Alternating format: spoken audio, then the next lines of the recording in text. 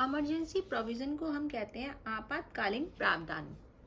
The Indian constitution certain elaborate emergency provisions to enable the president to meet any extraordinary situation effectively.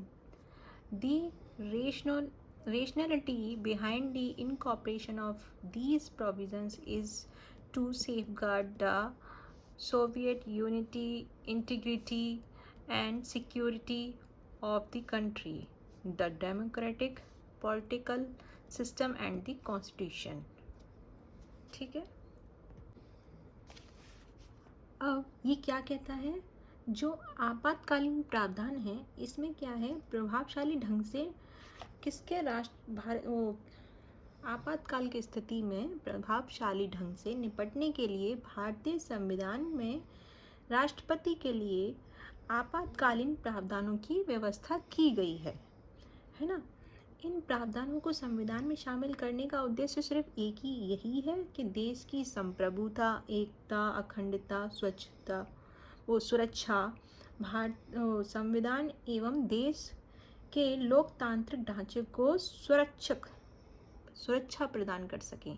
क्या है कि अभी हमने पढ़ा यहाँ पे, तो इसमें क्या है, राष्ट्रपति के लिए एक अलग से प्रावधान दिया गया है इमरजेंसी प्रोविज़न में, हमारे आपातकालीन प्रावधान में, कि देश की संप्रभुता, हमारी एकता, अखंडता, सुरक्षा, तो ये इन सब के लिए क्या है, एक सुरक्षा प्रदान की गई है अलग से, किसके लिए, राष्ट्रपति के लिए।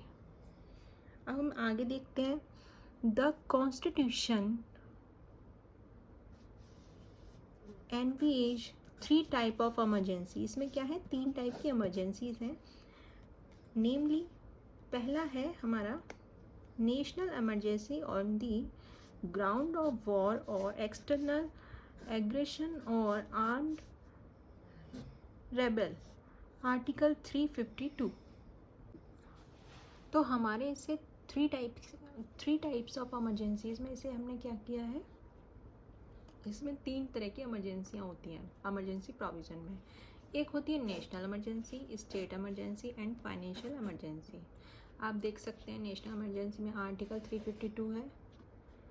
स्टेट इमरजेंसी में प्रेसिडेंट रूल लगता है on the ground of failure of constitutional machinery in the state. Article 356 failure to compel with the direction of the certain, article 365। And financial emergency कहती है हमारी, the central government becomes all powerful and the state go into the total control of this center. It converts the federal structure into a unitary on without a formal amendment of the constitution. तो friends, अभी हमने silent feature में cover किया अपना, salient features में हमने cover किया sources of India constitution, fundamental rights, DPSP, fundamental duties, emergency provisions. And अब हम इसके देखेंगे पार्ट्स के बारे में पढ़ेंगे। तो पार्ट्स क्या है, भाग है, हमारे हिंदी में कहते हैं भाग। Important parts of Indian constitution. पहला पार्ट हमने रखा है, पहले भाग में हमने रखा हुआ है यूनियन एंड इट्स टेरिटरी।